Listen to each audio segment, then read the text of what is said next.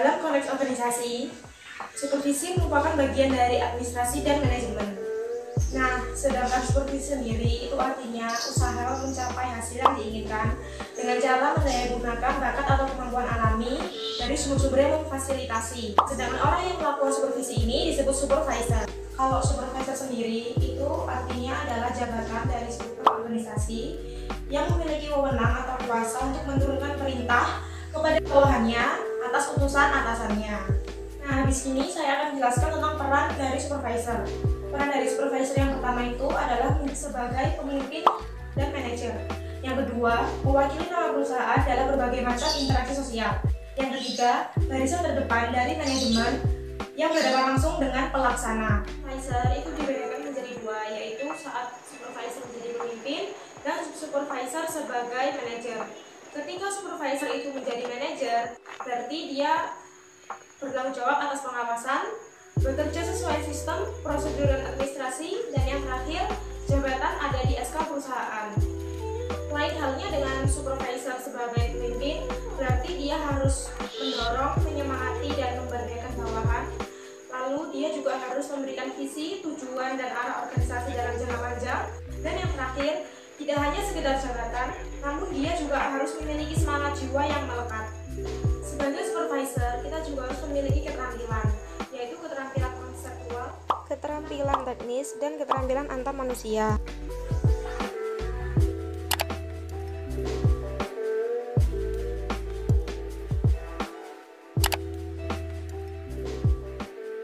Untuk menjadi seorang supervisor yang baik dibutuhkan beberapa keahlian, seperti contohnya cara berkomunikasi yang baik, yang dimana ini sangat berpengaruh kepada produktivitas, kinerja, lalu kedisiplinan karyawan.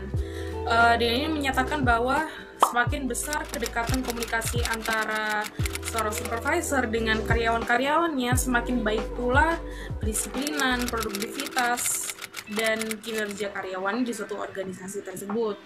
Lalu untuk menjadi seorang supervisor yang baik diperlukan beberapa keahlian lainnya, seperti memfungsikan kembali feedback yang diberikan oleh karyawan dengan cara mendengar, lalu mengolah kembali dengan mempelajari pengalaman-pengalaman sebelumnya yang telah diberikan melalui feedback tersebut, dan dengan kemampuan untuk menyelesaikan masalah sehingga dapat mengembangkan kemampuan bekerja sama karyawan di suatu organisasi. Adapun seorang supervisor harus berpikir kritis, dengan ini bertujuan untuk meningkatkan produktivitas karyawannya dengan cara mengolah lalu menyelesaikan permasalahan-permasalahan yang ada di suatu organisasi tersebut sehingga dapat terjadi suatu tujuan organisasi.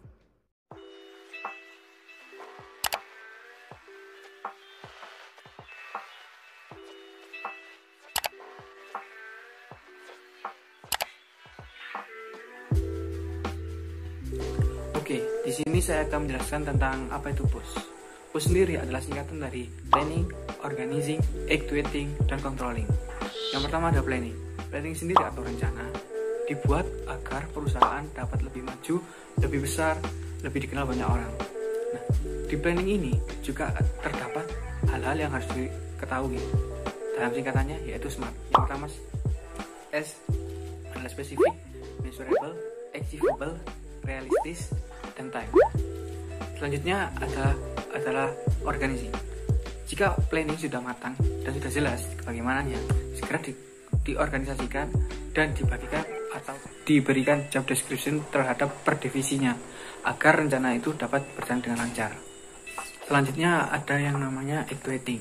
Actuating di sini digunakan untuk SDM yang ada di dalam organisasi tersebut mampu bekerja cerdas, dan mampu bekerjasama satu dengan yang lain agar bisa menggapai visi misi dan rencana di awal.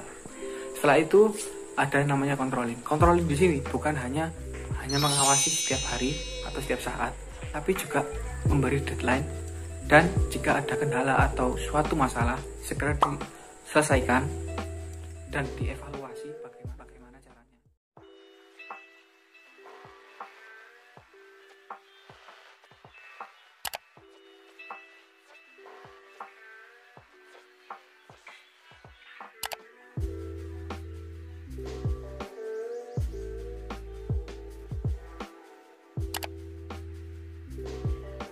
saya akan memilih satu pertanyaan yang paling menarik yang sudah kalian kirim melalui Instagram dan akan saya jawab melalui video ini. Di sini pertanyaan yang saya ambil dari Nuansa Rin _n_. Pertanyaan adalah, berapa efektifnya manajemen supervisi dalam lingkup dunia perhotelan? Peran manajemen supervisi sangat efisien dalam dunia perhotelan dikarenakan di dalam manajemen supervisi ada planning, organizing, actuating, dan controlling yang sangat dibutuhkan dalam dunia perhotelan. Untuk planning sendiri itu berguna untuk bagaimana cara kita mengatur ke depannya, rencana ke depan bisa untuk jangka pendek ataupun jangka panjang. Untuk organizing itu bagaimana cara kita mengatur staffing di dalam hotel yang berguna untuk berkomunikasi sehingga tidak adanya salah paham atau miskomunikasi dalam melayani tamu. Dan untuk actuating itu pengarahan dari HOD, Head of Department, kepada setiap bawahan atau staffnya dalam melaksanakan pekerjaannya sesuai dengan standar operasional prosedur yang berlaku. Dan untuk controlling itu sangat berguna bagi general manager atau HOD dalam mengatur bawahannya apakah mereka bekerja sesuai dengan SOP yang berlaku atau tidak.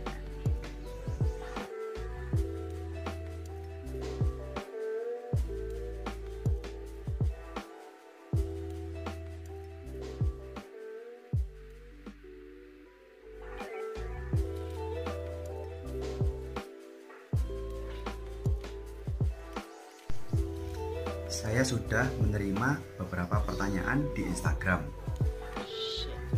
dari arhansyah.atarik. Bagaimana cara atau teknik yang baik dalam memotivasi? Yang pertama adalah dengan menghargai pendapat dari karyawan. Setiap karyawan pasti ingin pendapatnya dihargai. Dengan menghargai pendapat karyawan tersebut, kita dapat meyakinkan mereka bahwa mereka menjadi bagian dari perusahaan kita.